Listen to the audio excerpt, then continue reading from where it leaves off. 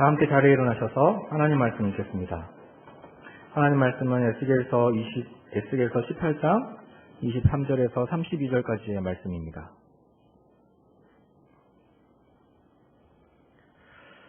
에스겔서 18장 23절에서 32절까지의 말씀을 한 절씩 교독하도록 하겠습니다.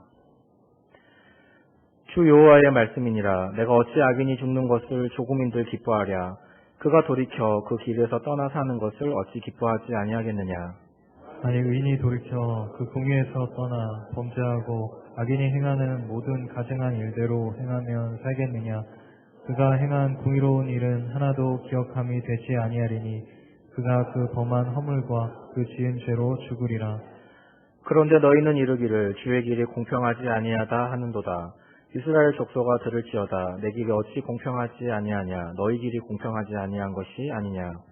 아니 의인이 그 공의를 떠나 죄악을 행하고 그로 말미암아 죽으면 그 행한 죄악으로 말미암아 죽는 것이요. 만일 악인이 그 행한 악을 떠나 정의와 공의를 행하면 그 영혼을 보존하리라. 그가 스스로 헤아리고 그 행한 모든 죄악에서 돌이켜 떠났으니 반드시 살고 죽지 아니하리라. 그런데 이스라엘 족속은 이르기를 주의 길이 공평하지 아니하다 하는도다. 이스라엘 족속아 나의 길이 어찌 공평하지 아니하냐. 너희 길이 공평하지 아니한 것 아니냐. 주 여호와의 말씀이니라. 이스라엘 족속아 내가 너희 각 사람이 행한 대로 심판할지라.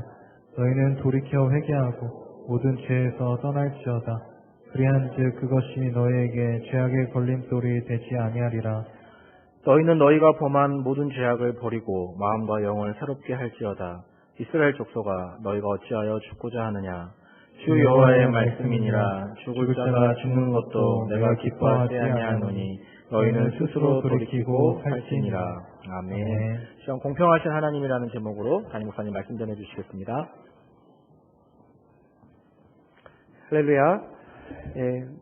복음 가운데서도 하나님의 특별하신 사랑과 은혜가 우리 사랑 성도들 가운데 충만하여서 또 평안 가운데 거하시기를 주님의 이름으로 축원합니다.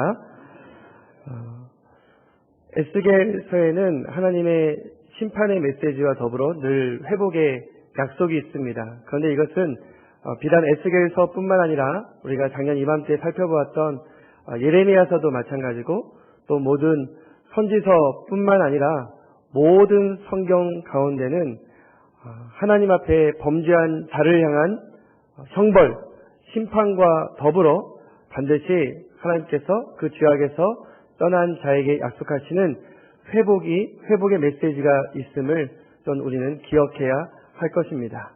그래서 우리는 이 두 가지를 늘 함께 살피면서 또한 우리 삶 가운데 혹 죄에서 떠났을 경우는 빨리 주님의 그 회복의 약속을 붙들고 회개하는 모습이 있어야 할 것이에요.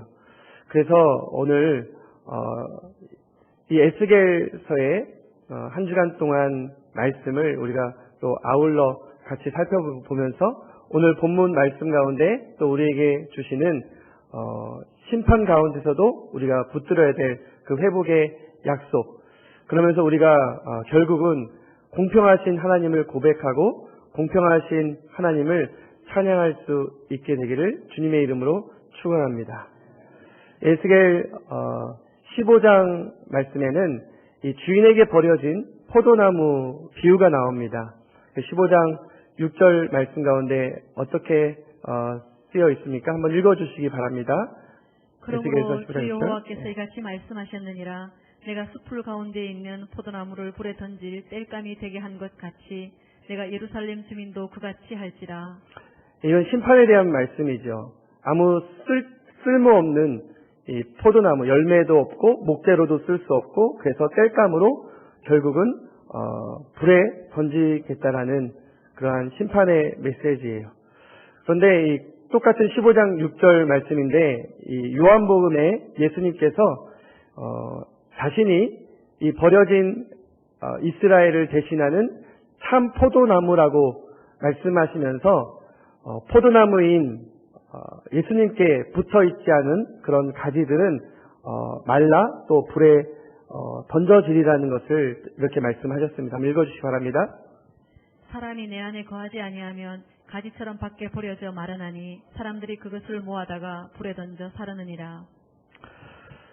그러나 이스라엘이든 교회든 반드시 살아나고 회복할 길이 있음을 믿습니다.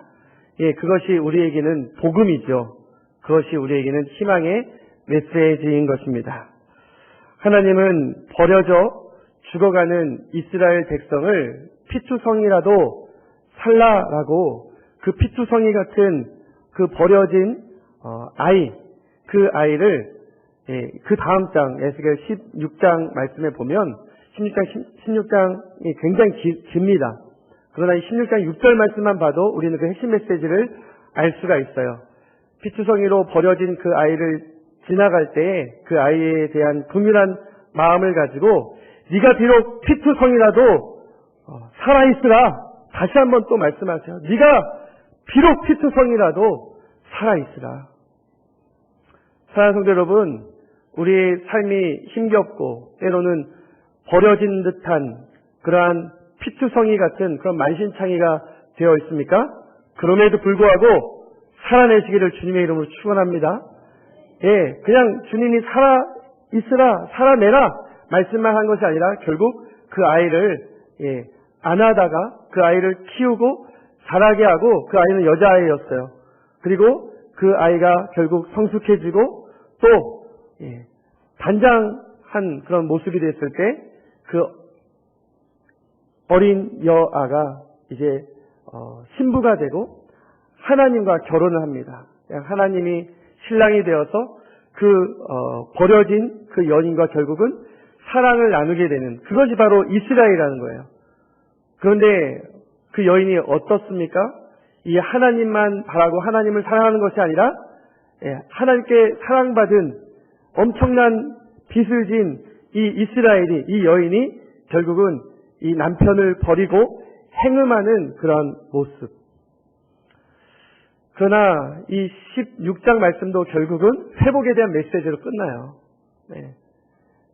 하나님께서는 이 이스라엘 백성들을 향해서 너희들이 그렇게 죄악으로 버려진 듯해도 내가 반드시 너를 회복하겠다라고 말씀하세요. 그런데 조건이 있죠. 그 죄에서 떠나야 한다는 것입니다.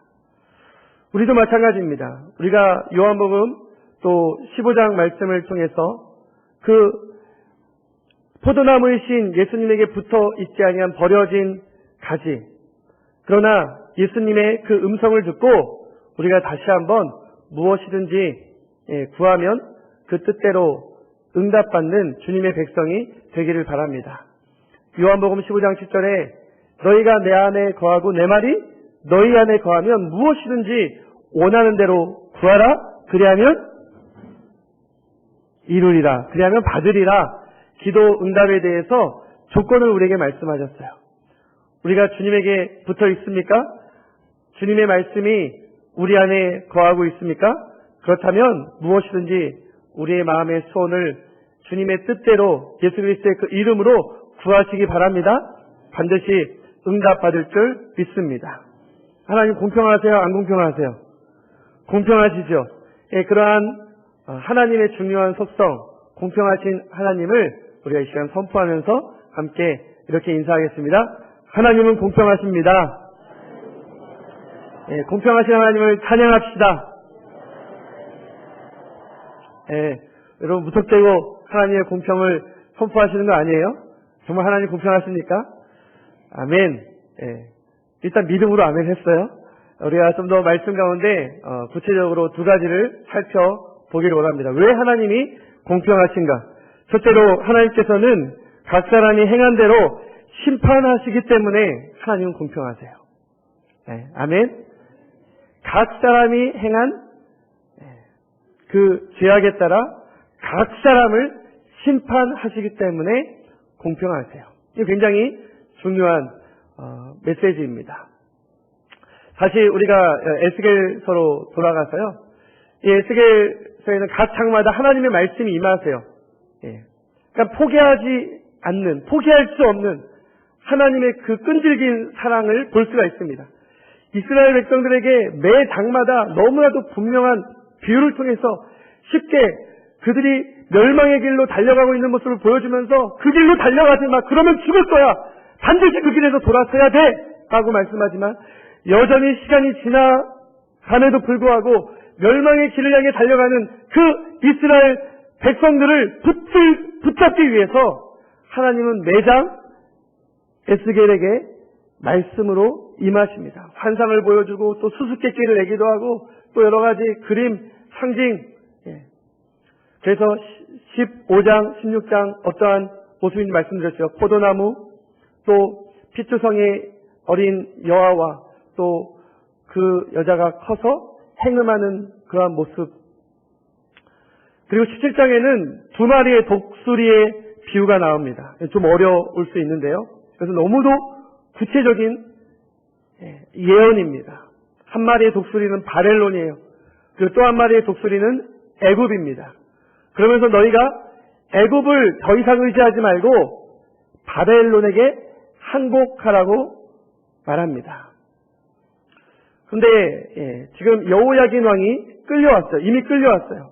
그런데도 여호야긴 대신에 세워진 이 시드기야 왕은 자꾸만 자기를 세운 바벨론을 배반하고 이 애굽을 바라보고 있는 거예요. 그러니까 이 비유를 통해서 그 백성이 처할, 특별히 이 시드기야 왕이 처할 그 운명까지도 예언하십니다. 그 시드기야 왕도 여호야긴처럼 바벨론으로 끌려와 비참하게 죽임을 당할 것이라고, 그리고 이스라엘 백성들은 이제 바벨론으로 흩어질 거라고, 포로로 끌려올 거라고 분명하게 예언을 하고 있는 것이죠. 17장 16절 말씀 한번 읽어주시기 바랍니다. 주 여호와의 말씀이니라. 내가 나의 삶을 두고 맹세하노니 바벨론 왕이 그를 왕으로 세웠거늘 그가 맹세를 저버리고 언약을 배반하였은즉 그 왕이 거주하는 곳 바벨론에서 왕과 함께 있다가 죽을 것이라. 그 왕은 시드기야 왕을 말하는 거예요. 이스라엘 백성들도 모두 다 그런 비참한 멸망의 길로 갈 것을 예언하세요. 그런데 역시 이 17장도 이런 심판의 말씀이 끝이 아니라 결국은 회복을 약속하십니다. 어떤 회복의 말씀입니까? 22절부터 23절까지 한번 읽어주시기 바랍니다. 주 여호와께서 이같이 말씀하시되 내가 백향목 꼭대기에서 높은 가지를 꺾어다가 심으리라.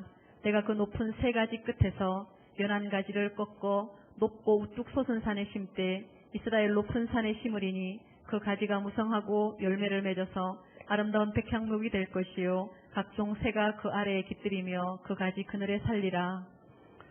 사랑하는 성도 여러분, 공평하신 하나님은 반드시 회복시키시는 하나님이심을 믿으시기 바랍니다.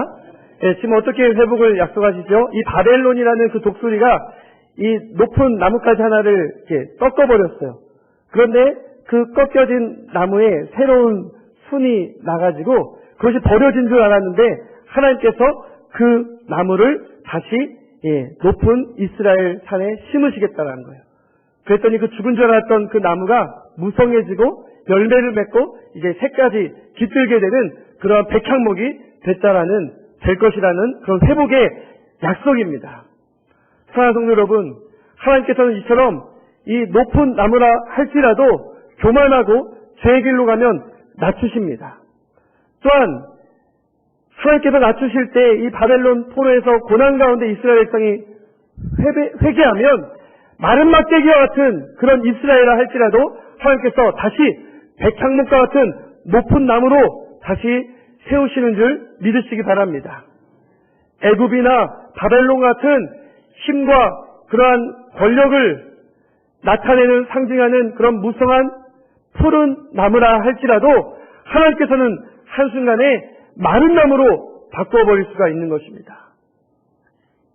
죽어버린 마른 막대기와 같은 그런 인생이라 할지라도 에스겔 골짜기에 마른 뼈와도 같은 그런 인생이라 할지라도 하나님께서는 다시 그 나무를 생명이 움트고 또한 하나님의 말씀과 성령을 의지하여 뿌리를 내릴 때에 시절을 쫓아 아름다운 결실을 맺는 아름다운 백향목과 같은 나무로 다시 회복시키시는 하나님이십니다. 마른 뼈 같은 우리를 하나님의 큰 군대로 일으키시는 회복의 하나님이심을 믿으시기 바랍니다. 하나님이 공평하신 그 이유가 바로 거기에 있습니다. 우리의 죄에 따라서 우리가 보응을 받아 형벌을 받고 고난을 당할 수 있지만 그 고난 가운데서 그것이 끝이 아니라 다시 회복을 기다리고 다시 우리가 죄에서 떠나 회개하면 하나님의 그 회복의 은총을 누구든지 누릴 수 있다라는 것입니다. 우리가 그런 자들 아니었습니까?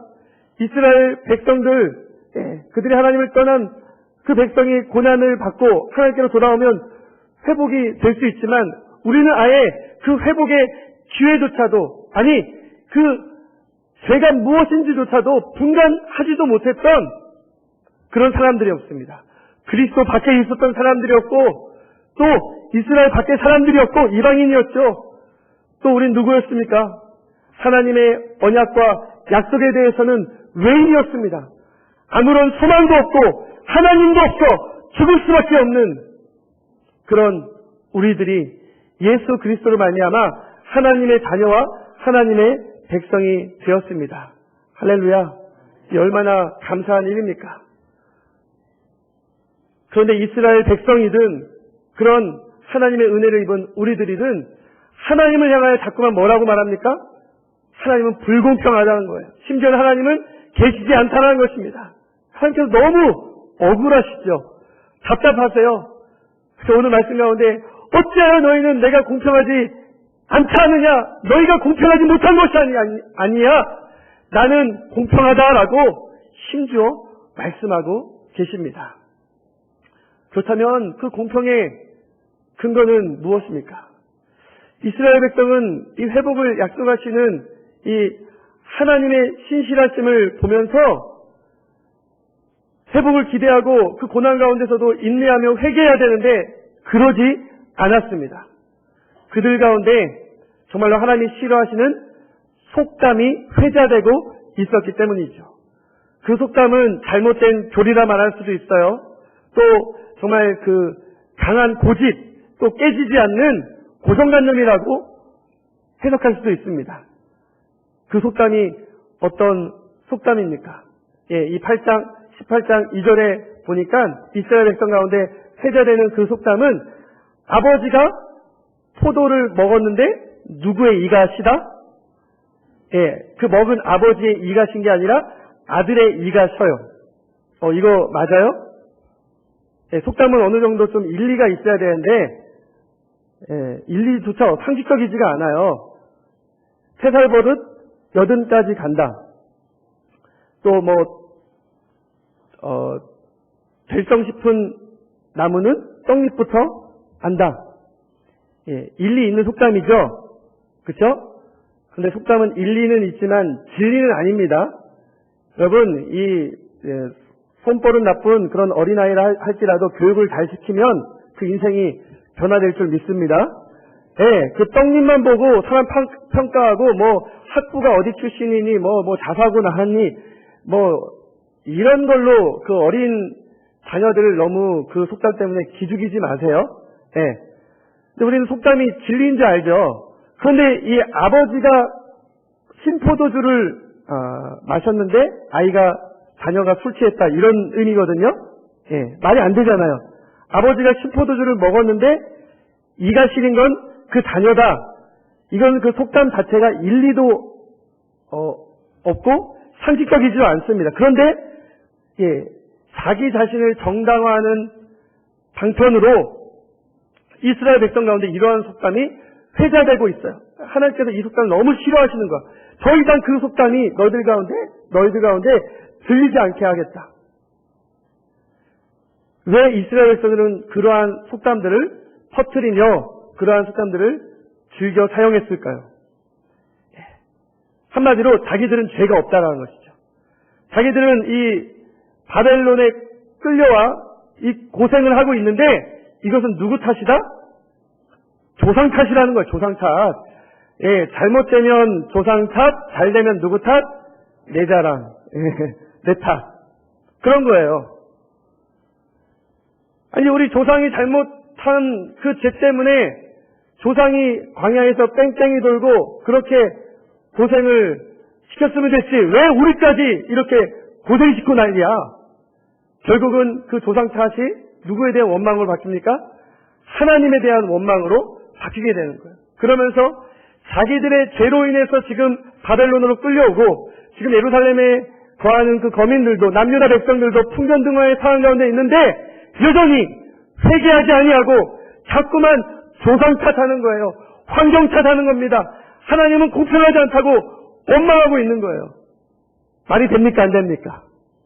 안 돼요. 지금 자기들이 이가 시린 게 지금 자기들이 몰래 뭐 신포도주를 마셨거나 신포도를 먹어서 그런 거지 아버지가 먹었는데 내가 이가 시리다고 아버지 때문이라고 그렇게 자꾸만 환경을 핑계 삼아 또 자기의 부모와 조상을 탓하면서 회개하지 아니하고 자기의 죄를 정당화하고 있는 그 이스라엘 백성들을 바라보면서 하나님의 마음이 너무도 안타까웠던 것이죠.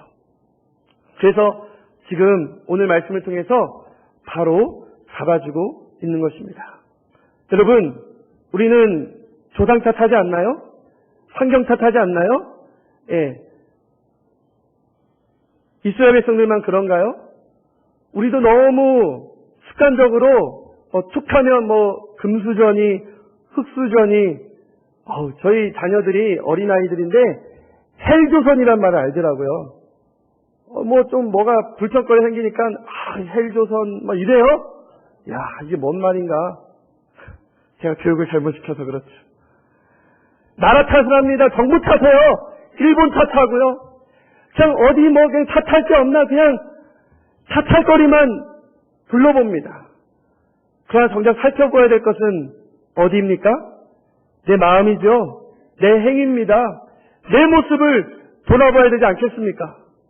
근데 우리는 툭하면 누굴 탓하고 환경, 배경, 부모 이 모든 것들이 다 잘못돼서 내가 지금 이 모양 이 꼴이라고 어떠한 그런 잘못된 운명과 숭령에 빠져나오지 못하고 그곳에서 그냥 좌절해버립니다. 안주해버려요. 잘 돼서 부모 덕분에 좋은 건강 물려받고 좋은 운동신경 물려받고 또 좋은 재산 유산으로 받으면 좋겠죠. 좋겠죠? 그런데 나를 보면 건강은커녕 좀 유전 질환을 물려받은 것 같고 유산은커녕 그냥 빚을 물려받거나 가난을 대물림 받고 이럴 때 굉장히 참 좌절이 됩니다. 탓할 수밖에 없는 것이 사실 오늘날의 현실이에요. 무언가 변하고 싶은데 변하지 않는 그러한 환경들, 내가 어쩔 수 없이 물려받는 그 무엇 때문에 나의 모든 의지와 사기를 꺾어버리고 그냥 거기에 안주하면서 그냥 좌절하고 웅령론에 빠져버리는 수많은 사람들이 있습니다. 여러분, 우리는 어떻습니까? 적어도 우리는 그렇지 않습니다. 그래서는 안 됩니다. 왜 그렇습니까? 우리는 예수 믿는 자들이기 때문입니다. 아멘? 이 아버지가 포도를 먹으니 아들의 이가 시다 이런 속담이 회자되게 된 배경에는 두 번째 계명이 영향을 미쳤던 것 같아요. 나를 미워하는 자의 죄를 몇 대까지 이르게 하겠다? 그 아버지로부터 3, 4대까지 이르게 하겠다. 여러분 이거 어떻게 해석해야 돼요? 아버지가 잘못한 것 때문에 할아버지가 잘못한 것 때문에 자동적으로 그 손자가 벌을 받아야 됩니까? 그래도 목사님 하나님은 자기의 계명을 지키고 하나님을 사랑한 자에게는 1000배까지 복을 주시겠다고 했으니까 그까짓 거 3, 4대 정도는 괜찮지 않겠어요? 아니죠. 이 비율의 문제가 아닙니다. 하나님은 각 사람이 잘못하면 그 잘못한 대로 심판하시고 각 사람이 잘하면 또는 의를 행하면 그 믿음대로 구원하시는 하나님이심을 믿으시기 바랍니다. 3, 4대도 이르지 않습니다. 그것은 바로 영향력에 대한 말씀이에요. 고대 사회는 어땠습니까? 할아버지 또는 중조할아버지가 예수 믿으면 그 가문이 다 예수 믿습니다. 이 반대로 이 할아버지, 중조할아버지, 고조할아버지가 불신앙자예요. 우상숭배자예요. 예수를 믿지 않습니다. 불의를 행합니다. 그러면 그 가문 전체가 불신앙적인 그러한 가문, 또 우상숭배하는 가문일 가능성이 많습니다. 그 영향력을 말하는 겁니다.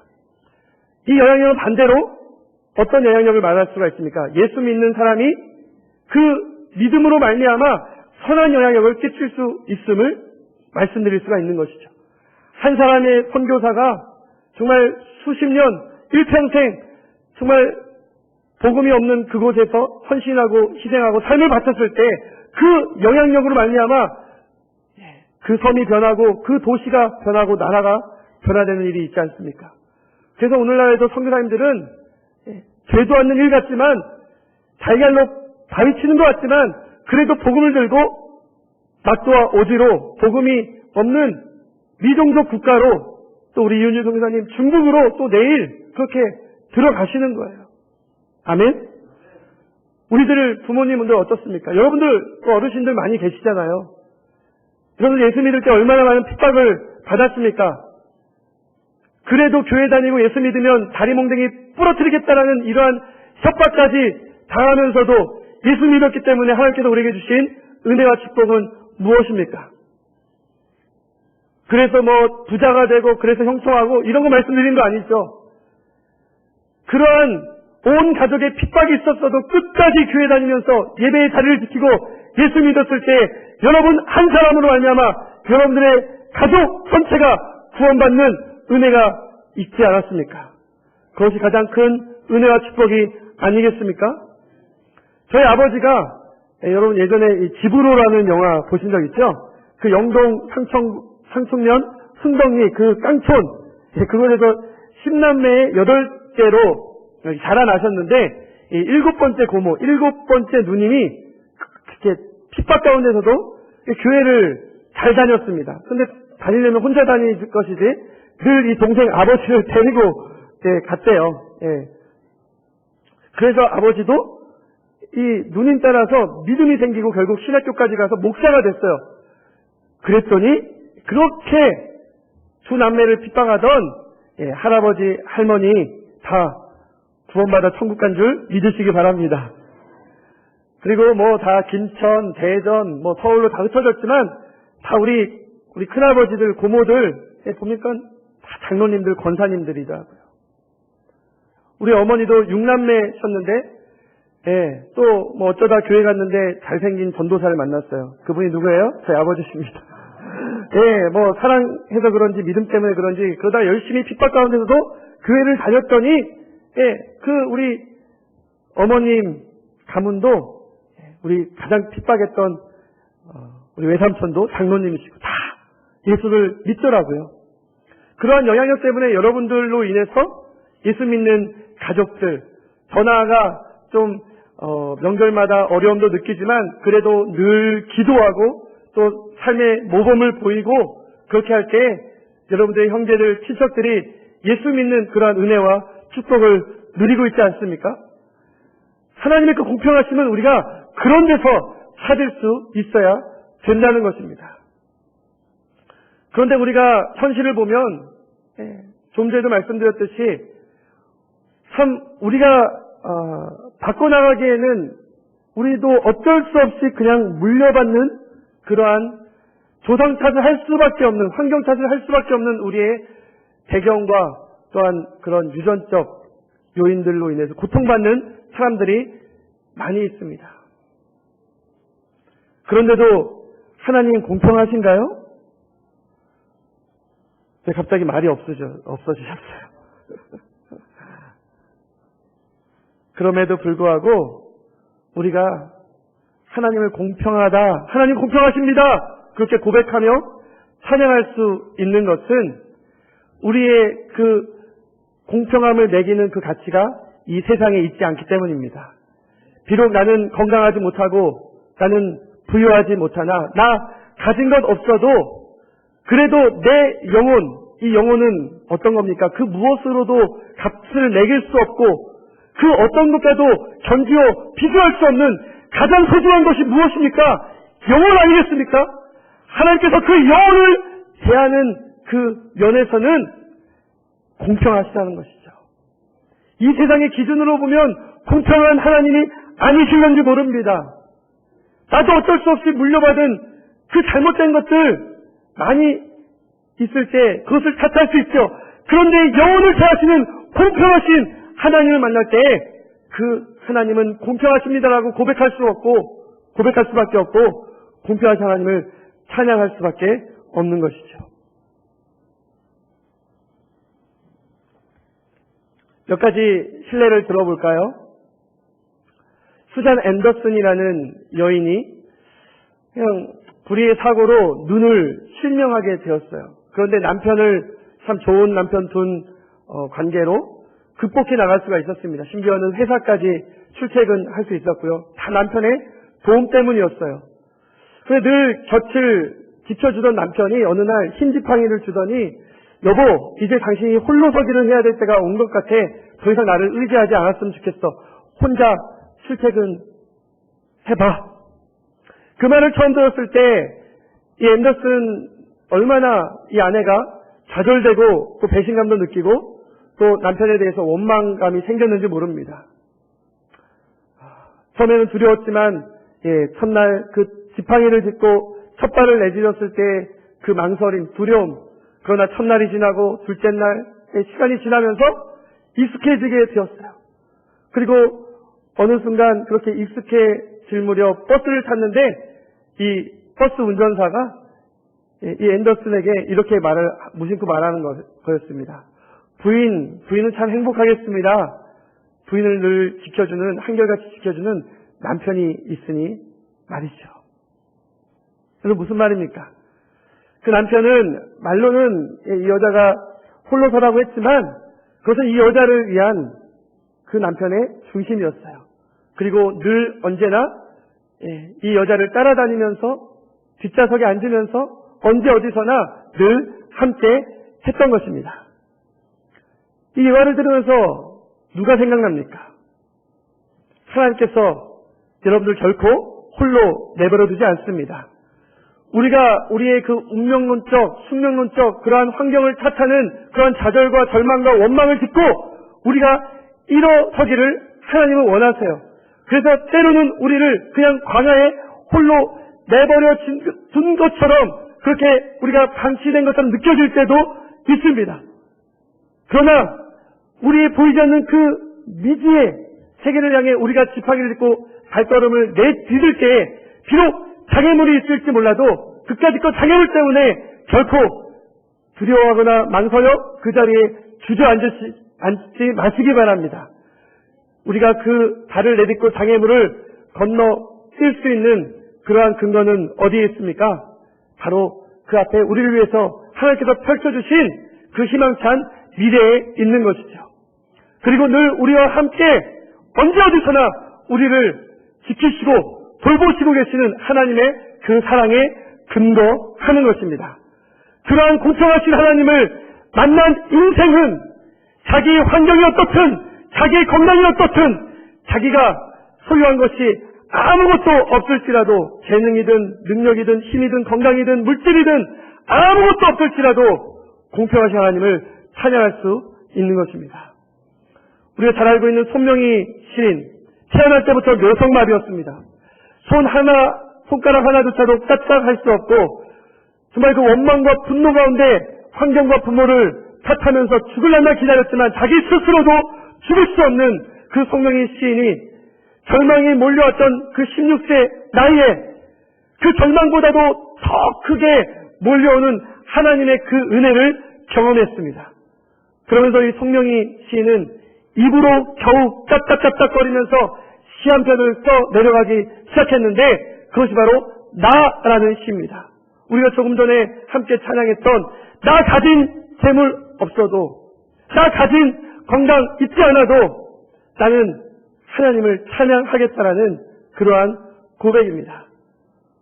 공평하신 하나님이 나만이 가진 건 나 없지만 공평하신 하나님이 나남이 없는 것 갖게 하셨네. 여러분, 사랑하는 여러분, 주 안에서 사랑하는 여러분, 여러분 갖고 있지 않은 걸 가지고 원망하지 마십시오. 여러분에게 조성되지 않은 그 환경 때문에 좌절하지 마세요. 분명히 여러분들에게는 남이 갖고 있지 않은 그 무엇이 있습니다. 그런데 그 무엇을 이 세상 가치와 기준으로 삼지 마시고 내가 갖고 있지 않는 그 무엇 때문에 내 영혼이 더욱더 순수하게 하나님 앞에 서고 그 공평하신 하나님을 만났다라고 한다면 여러분들은 가장 귀한 것, 아니 모든 것을 갖고 누리시는 가장 복된 자들임을 믿습니다.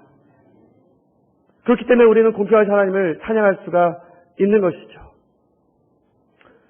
그러한 이름난 유명한 사람들만 공평하신 하나님을 그 고난을 딛고 믿음 가운데 노래하는 것입니까? 아닙니다. 저는 목회하면서 정말 우리 성도들 가운데 주변 친구들 가운데 환경 탓, 조상 탓, 또 자기 탓하지 아니하고 하나님 원망하지 아니하고 공평하신 하나님을 고백하며 찬양하는 위대한 신앙의 위인들을 자주 만나게 됩니다. 이것이 제가 또 목사로서 누리게 되는 특권이고 그러한 특권을 누릴 때마다 늘 도전을 받게 되는 것이죠. 얼마 전에 친구를 만났어요. 참 대학교 때 늘 동아리 활동을 같이 했던 너무나도 귀한 친한 친구입니다. 그런데 유전병에 누님이 걸려서 어느 순간 픽 쓰러지더니 온몸이 마비되면서 오래전에 누님이 돌아가셨어요. 함께 그 장례를 치르며 슬퍼했던 기억이 났습니다. 그런데 문제는 지금 돌아가신 누님이 아니에요. 그 유전을 물려받아 그 조카들이 20대, 30대가 돼서 직장생활을 잘하고 있는데 어느 순간 그 누님처럼 픽 쓰러지더니 누님도 20대, 30대에 픽 쓰러졌거든요. 그러더니 둘 다 지금 그 조카 남매가 투병하고 있다는 거예요. 그리고 언젠가 자신에게도 또 몰려올지 모르는 그러한 두려움 속에서 이러한 기도 부탁을 했습니다. 우리 조카들이 돌아가신 누님이 가진 그 믿음을 다시 회복할 수 있도록 그 믿음을 위해서 기도해 달라고요. 나에게 있는 이 두려움 떨쳐내고 내가 더욱더 주님 원망하지 않고 사랑할 수 있게 해달라고 목사님 저에게 기도 부탁하는 그 친구의 말이 오늘 말씀을 준비하면서 생각이 났습니다. 저는 이번 주 너무나도 힘겨운 한 주를 보냈습니다. 좀 휴가였는데 좀 제대로 마음이 좀 기쁘게 편안하게 보내야 되는데 너무나도 친한 친구를 또한 갑작스럽게 하늘나라에 보내야 했기 때문이에요. 그 친구의 이름은 왕찬입니다. 왕을 찬양하라. 목사님 자녀입니다. 대전에 목회하시는 그 부모님으로 인해서 늘 대학교 다닐 때도 자주 대전을 왔다 갔다 하면서 참 친하게 지냈던 그 이름처럼 늘 기타로 피아노로 하나님을 찬양했던 그런 친구였어요. 그리고 그의 평생을 하나님을 찬양하겠노라고 CCM 앨범을 내고 또 NGO 단체를 또한 섬기면서 소외된 이웃을 위해서 그런 살아간 친구였습니다. 그런데 그 부고를 들으니까 참 이런 말 들어봤어요? 어이상실.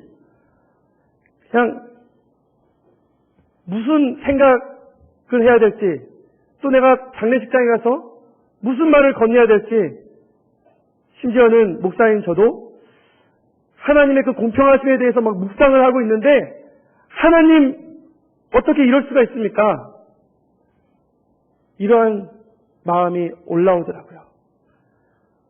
뭐 하늘나라에 간 왕찬이 생각 때문에 그런 것이 아니라 그 남겨진 가족들, 자녀가 넷이거든요. 비전이, 소명이, 소원이, 소망이 장례식장에서 울고 있는 엄마의 그 검은 옷자락을 붙들고 눈을 멀뚱멀뚱 뜨고 있는 그 막내 아이서부터 함께 엄마와 울고 있는 그 자녀들을 볼 때에 제가 무슨 말을 해줄 수가 있겠습니까? 그 아들을 먼저 잃어버린 그 목사님 부부를 보면서 제가 무슨 말을 해줄 수 있겠습니까? 그런데 제가 왕찬이의 그 찬양을 계속 앨범을 통해 들으면서 이 말을 꼭 해줘야겠다 하고 생각하고 조심스럽게 그 민망인에게 이런 말을 건넸습니다. 왕찬이는 지금도 하늘나라에서 하나님을 찬양하고 있을 겁니다. 위로가 됐을까요? 제 손을 꼭 잡아주더라고요. 그 위로를 받더라고요. 눈물을 흘리면서 고개를 끄덕였습니다. 여러분, 3년 전 우리 윤성진 전도사를 기억할 겁니다. 우리 수익교에서도 집회를 하고 참 하나님을 예배하고 찬양하기 좋아했던 또 저의 친한 친구였는데 폐암으로 말미암아 결국 우리 수익교회 장을 통해서 제가 친구의 장례를 치러야만 했습니다. 그때 참 제가 혼란했어요. 힘들었습니다. 그때 왕찬이가 저에게 해준 말이 바로 그거였어요. 성진이는 지금 하늘나라에서 하나님을 예배하고 있을 거야. 그것은 그냥 위로가 아니었어요. 그러한 공평하신 하나님을 향한 변함없는 그 믿음을 가지고 살아가는 사람들이 오늘날 우리 주변에는 많이 있음에 감사를 드립니다.